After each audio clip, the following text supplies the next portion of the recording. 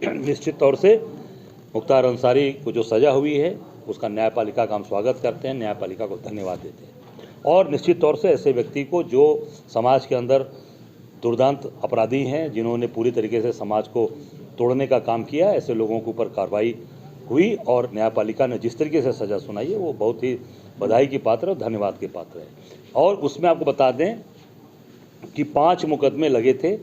5 मुकदमों में से 4 मुकदमे पे जो लगाया था सरकार ने, 4 मुकदमों में वो बरी हो गए थे। सिर्फ एक मुकदमा जो मेरे बड़े भैया का अवधेश राय जी का है वो चल रहा है, जिसमें मैंने जाकर गवाही की है। उसी आधार पर मुख्तार अंसारी को सजा हुई है। योगी सरकार आई है, देखिए, न्याय प्रक्रिया तेज आप कैसे कर सकते हैं? जिस दिन सजा का ऐलान होने वाला था उसी दिन रातों रात जज का ट्रांसफ़र हो जाता है। उसके बाद 10 दिन लंबित हुआ। 10 दिन लंबित होने के बाद आया। अगर ये मेरी गवाही नहीं होती, मैं गवाही नहीं करता, तो सज़ा कहाँ से होती? तो योगी सरकार सज़ा करा देती या मोदी सरकार करा देगी? जब वो व्यक्ति खड़ा होकर दमदारी के साथ और तब जाकर चीज़ें हुई हैं। और आपको एक चीज़ बता दूं, जो इनके विधायक थे कृष्णानंद राय, उनकी घटना घटी और जो सज़ा, उसमें सज़ा नहीं हुई, उसमें योगी सरकार थी कि नहीं थी? मैं आपसे पूछना चाहता हूँ, योगी सरकार थी कि नहीं थी? जब कृष्णानंद राय की घटना घटी, 8 लोग मरे थे उसमें, सज़ा नहीं करा पाए योगी जी। क्यों नहीं करा पाए? कहाँ थे उनके लोग? क्योंकि सारे गवाह, सारे भारतीय जनता पार्टी के जो उनके नेता थे वो सब टूट गए। किसी ने गवाही नहीं की, कोई व्यक्ति कोर्ट में आकर गवाही नहीं दिया, छूट गए। 8 मर्डर, 400 राउंड गोली चली, छूट गए। आज जो ये सज़ा हुई है उसमें सिर्फ और सिर्फ मेरी गवाही की वजह से सज़ा हुई, जिसमें बाकी 4 मुकदमे अन्य हैं, आप देख लीजिएगा, वो चारों में छूट चुके हैं। सवाल अलग है, अब उनकी नज़र में होगा, भाजपा की नज़र में होगा।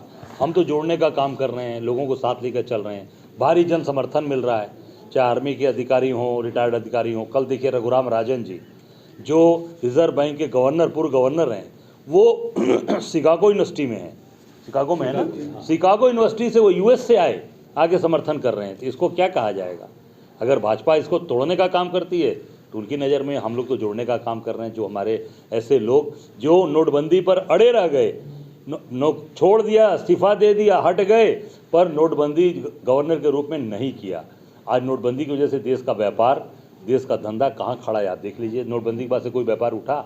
चाहे वो ज़मीन का कोई काम करता रहा होगा, चाहे कोई भी ट्रेड का काम करता रहा होगा, सारी चीज़ें ध्वस्त हो गई। तो हर व्यक्ति जुड़ रहा है, साथ आ रहा है, चाहे सेना के पूर्व रिटायर्ड अधिकारी हों, चाहे वो सामाजिक कार्यकर्ता हों, सब लोग जुड़ रहे हैं। भाजपा के लोगों का काम तो एक ही है कि कैसे राहुल गांधी को बदनाम करना, राहुल गांधी के बारे में गलत बात करना। पर जो वैसे उन्होंने कहा था, आपको याद होगा कोरोना के समय, कि कोरोना में संभल जाए सरकार, नहीं संभली तो ये बहुत भयंकर रूप से आने वाला है। वही हुआ। किस तरीके से लॉकडाउन किया, रात 8-8, 9-9 बजे आपने बंद किया, पद यात्रा करते हुए बॉम्बे से लोग आए। कभी ऐसा हुआ था? हम लोग की इतनी उम्र हो गई, कभी ऐसा नहीं देखा कि बॉम्बे से पैदल आ रहे हैं, साइकिल से आ रहे हैं, टेम्पो से आए हैं। यहाँ जौनपुर बनारस के लोग 3 व्हीलर चला के आए।